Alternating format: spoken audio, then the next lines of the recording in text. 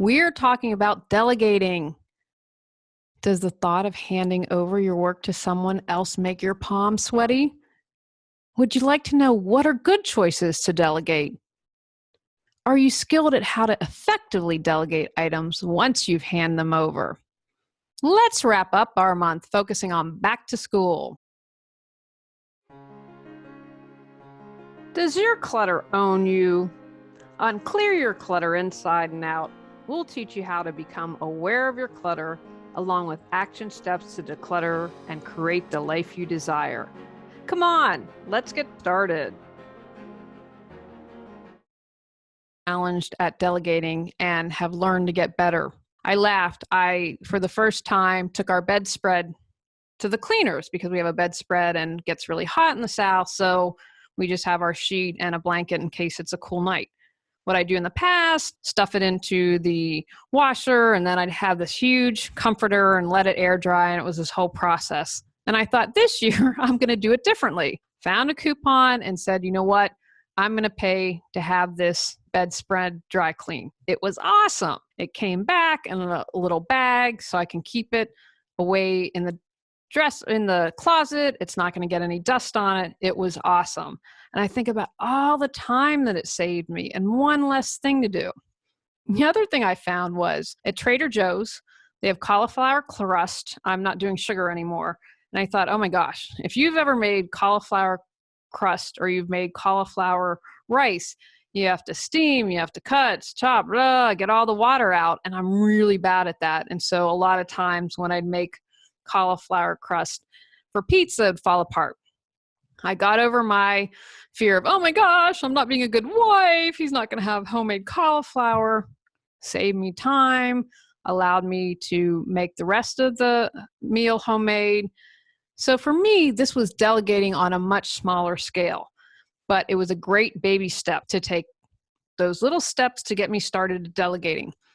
Also in Rally, there has been a new service that has started, and so I tried it. And so you have people that you can say, hey, this is what I'm looking for.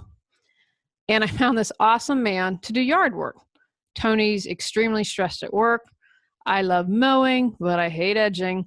And so I found this guy to come and do the edging. We needed some trees trimmed, and that allowed Tony not to stress out. He just redid the floors in our TV room. We're about to finish painting the bathroom. He could focus on stuff that he loves to do and that really is much more important to us.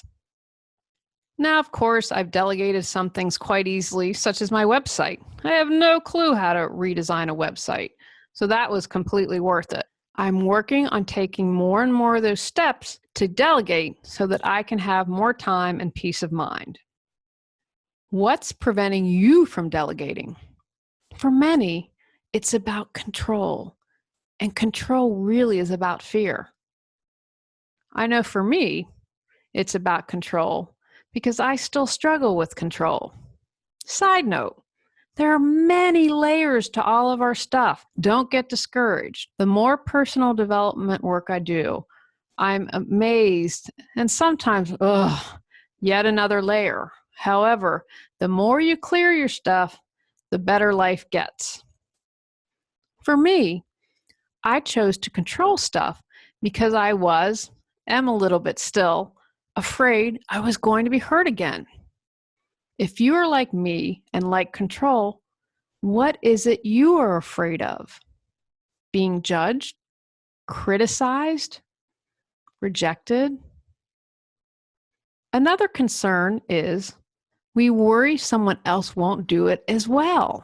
If this is you, is it because you lack trust? Why wouldn't you trust others to do a task? Were you taught to not trust others when you were younger? I know I have a fear of being taken advantage of because that has happened to me in the past. I am grateful for my husband because I will never deal with a car mechanic again. To ease your concerns, ask for referrals, get references, start off with a small job. If they do a good first job, you can enable them with something that's more important. The recent man I hired for yard work was a great example. I had him clean the gutters out, and I saw how that went. He showed up on time, had all his equipment, was prepared, he actually told me, "You only need to get this done once a year." I made sure that I reviewed him so others know that he was a good person to hire. Some people really like the sense of power that control gives them. In my experience, that a need to control comes from feeling powerless in other areas of our lives and as a way to compensate. If this is you, what area in your life do you feel powerless? What could you do to empower yourself in that area? If you were hurt as a child and determined to gain power so you would never be vulnerable again, how could you heal that wound? I read an interesting article where it said power made people happy because they could act as they pleased and allowed them to be authentic. If this is sounding like you, how else could you be authentic?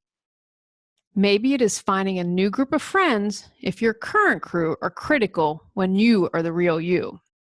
I truly believe we all have a tribe and that we can find each other. The same article noted that seeking power did not make people happy.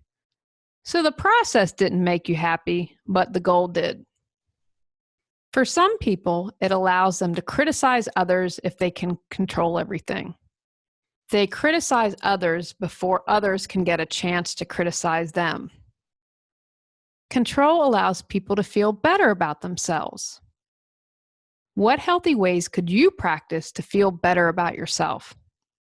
Do you see yourself in any of the scenarios I just talked about? Feel stuck but have no clue what you need to do to move forward?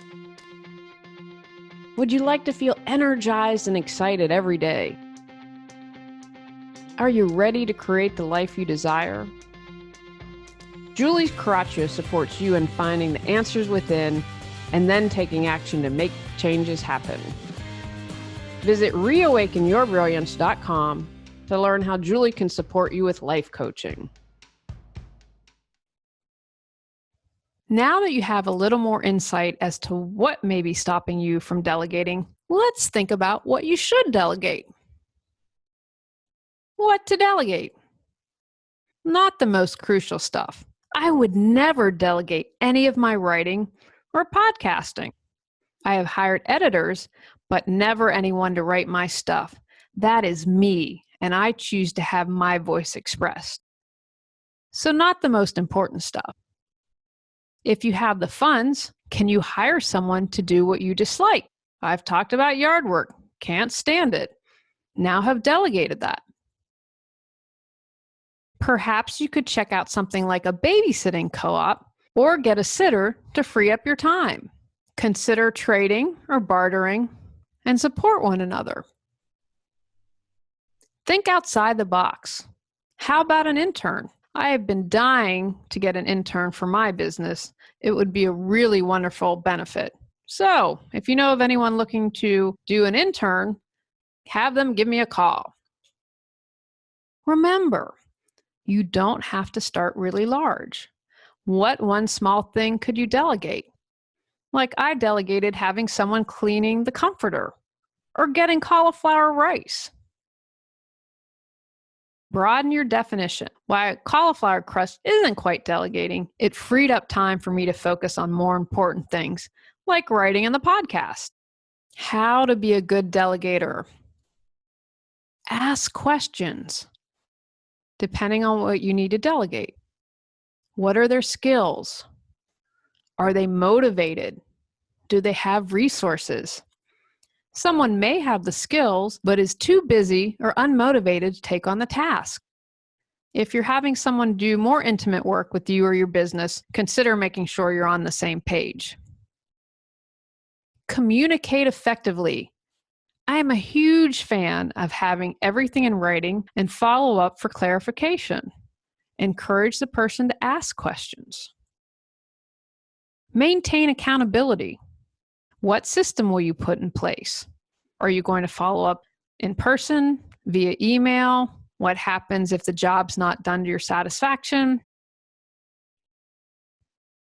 Allow the person to participate. I'm looking for an intern for social media. I would love their feedback and suggestions. I'm pretty good at it, but it doesn't mean I know everything by a long shot. I would welcome new thoughts and ideas. In my class for school success, I talk about brainstorming as a valuable tool. I welcome others' perspectives. Provide resources and anything that the person might need. Our cat sitter has a list, an emergency contact, and we are set up at the vet for her if something happens. She doesn't have to go out of pocket. She can take the cats in. The vet knows that we'll pay for it and to get a hold of us and to get the cats treated. I couldn't go on vacation without my cat sitter. Give credit and understand mistakes. I accidentally did something for a writing client. She'd been a client for about 5 years. It was really super small. However, I immediately told her what it was. She wasn't worried, and we figured out a way to correct it. When I wrote my course, I thanked the editor and said it was a better product because of her editing skills. How can you give credit and understand when someone makes a mistake? Take actions from today's podcast. If you are hesitant to delegate tasks, figure out why. What small thing could you delegate to someone right now, today, or tomorrow?